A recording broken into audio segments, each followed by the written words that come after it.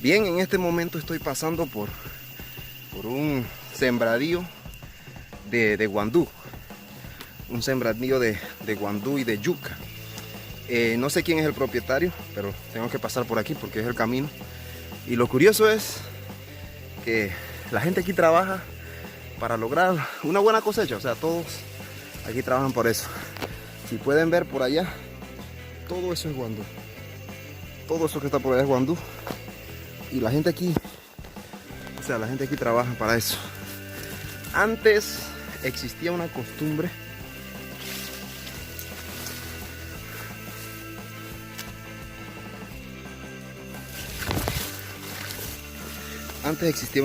que se llamaba, bueno, en el idioma de nosotros, no sé, aquí en la región de Codri, le decíamos jurute. No, no, ni jurute. ¿De qué se trataba esto? Jurute es un término de compartir en over. Por ejemplo, si yo tengo un sembradío de plátano, de ñampí, de ñame, lo que sea, y mi vecino, la otra persona, tiene un sembradío de yuca, guandú, arroz, él viene y me dice tigi jurute mae. O sea, es como un intercambio de comida. Esa persona viene, me dice tigi jurute, y yo vengo y yo le digo, bueno, dale.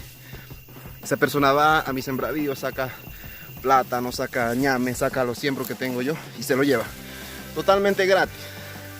La idea de esto es que algún día que yo también tenga la necesidad, yo voy donde esa persona, entonces yo digo tiki jurute mae o moy, y esa persona, bueno, vaya a mi sembradío y agarra lo que quiera.